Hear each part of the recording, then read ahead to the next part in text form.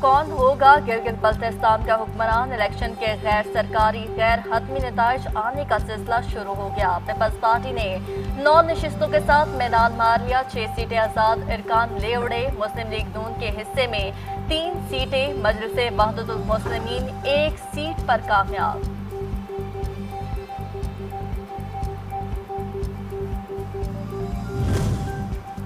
वज़ीर-ए-आज़म शहबाज शरीफ की गिलगित इलेक्शन में नून लीग के कामयाब उम्मीदवारों को मुबारकबाद। कहा, नून लीगी उम्मीदवारों ने भरपूर और बेहतरीन मुकाबला किया।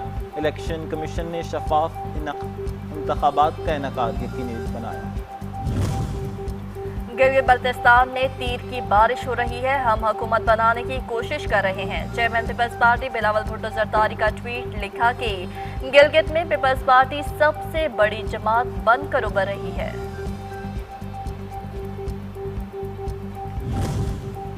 नायब सदर पीपल्स पार्टी सेनेटर शीरी रहमान की गिलगित बल्तिस्तान में जीत पर फातेह उम्मीदवारों और जयालों को मुबारकबाद।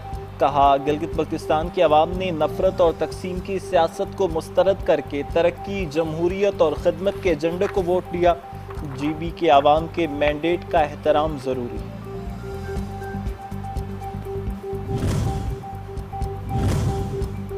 CMH रावला कोर्ट पर हमला काबिल मुज़म्मत। किसी गिरोह या जमात को हक नहीं कि वो मुल्क में फसाद बर्पा करे। मसाइल का हल बातचीत के जरिए ही निकलता है। हाफिज ताहिर महमूद अशरफी की उलमा के हमरा न्यूज़ कॉन्फ्रेंस। कहा कि ताकत से नजरियात मुसल्लत करना खिलाफ शरीयत और मिली और कौमी जुर्म है।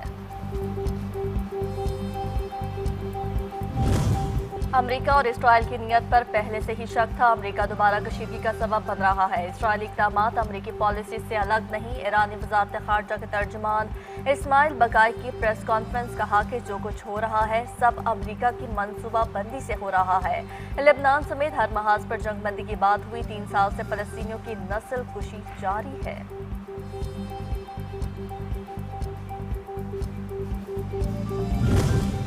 पासरान इनकलाब का इसराइल के खिलाफ ऑपरेशन नसर के आगाज का ऐलान। हमले का जीनम या हैदरे करार के तहत शुरू किया गया।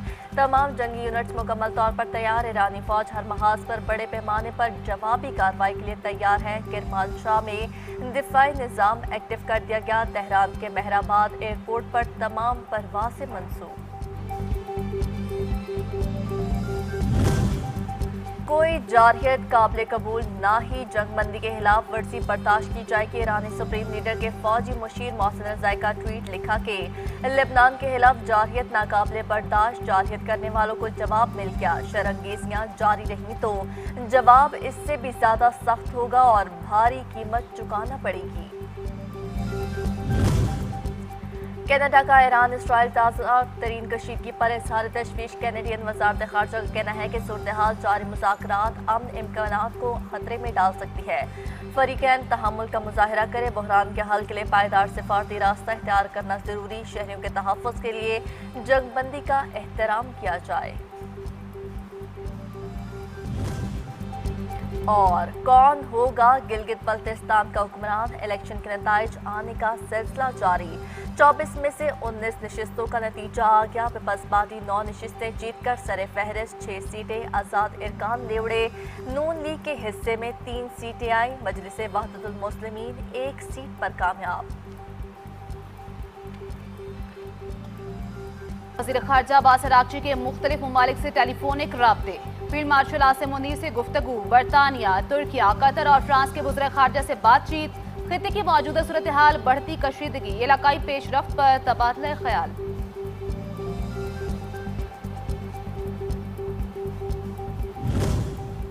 इसराइल पर हमला एक वार्निंग था। जारहियत दोहराई गई तो जवाब मज़ीद वसी होगा। पासदारान इनकलाब की वार्निंग।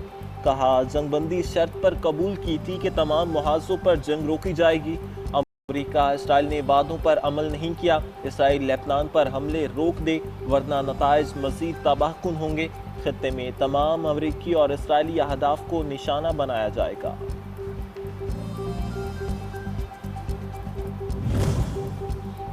امریکہ کی جانب سے ایران کی منجمد اثاثے خلیجی اتحادیوں کو دینے کی خبروں پر ایران کا رد عمل سامنے آ گیا۔ نائب وزیر خارجہ کاظم غریب آبادی کا کہنا ہے خطے کی حکومت معاوضے کا مطالبہ نہیں کر سکتی کیونکہ ایران کے منجمد اثاثے امریکہ کے لیے جنگی سامان ہیں، نہ ہی اس کے اتحادیوں کے لیے کوئی فنڈ ہے۔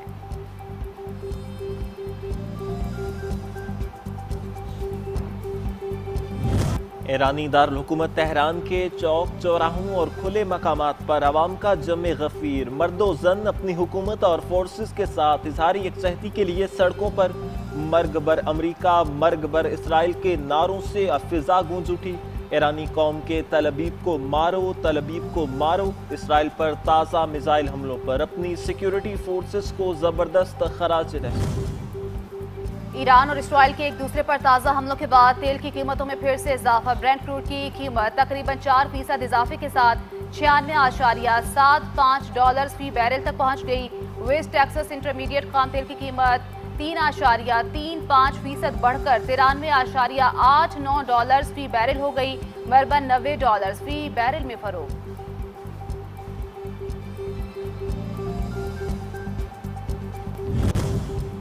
تنخواہ دار طبقے کے لیے ٹیکس سلیب میں کمی کی تجویز، حکومت کو آئی ایم ایف کا انتظار، سپر ٹیکس میں 2% کمی، برآمد کنندگان پر 1% ایڈوانس انکم ٹیکس کے خاتمے اور پراپرٹی سیکٹر کے لیے حکومت کی جانب سے بڑے ریلیف کی تجویز۔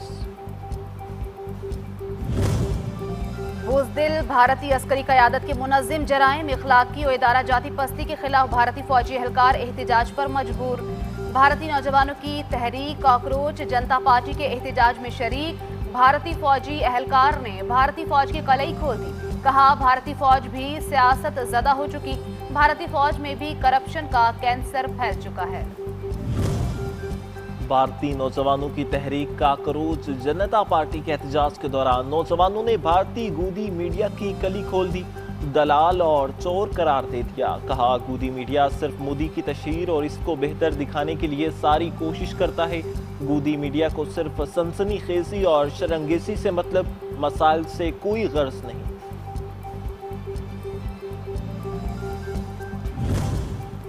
پاکستان کے ساتھ تجارتی راستوں کی بندش سے افغان کسان شدید مالی بحران کا شکار، فصلیں تباہ، ٹماٹر، پیاز، تازہ پھل اور سبزیوں کی قیمتیں متاثر۔ افغانستان سے تجارتی سرگرمیاں طالبان رجیم کی جانب سے مختلف دہشت گرد تنظیموں کی سرپرستی کی بنیاد پر معطل، دہشت گردوں کی پشت پناہی کے باعث سرحد بند، افغان شہری طالبان کی انتہا پسندانہ پالیسیوں پر سوالات اٹھانے لگے۔ فلپائن کے جزیرے میں 7.8 شدت کا زلزلہ، 5 افراد ہلاک، متعدد عمارتیں زمین بوس، سب کچھ تہس نہس ہو کر رہ گیا۔ سمندر میں آنے والے طاقتور زلزلے کے بعد ایشیا کے مختلف حصوں میں سونامی کی وارننگ جاری، ساحلی علاقوں میں رہنے والے شہریوں کو محفوظ مقامات پر منتقل ہونے کی ہدایت۔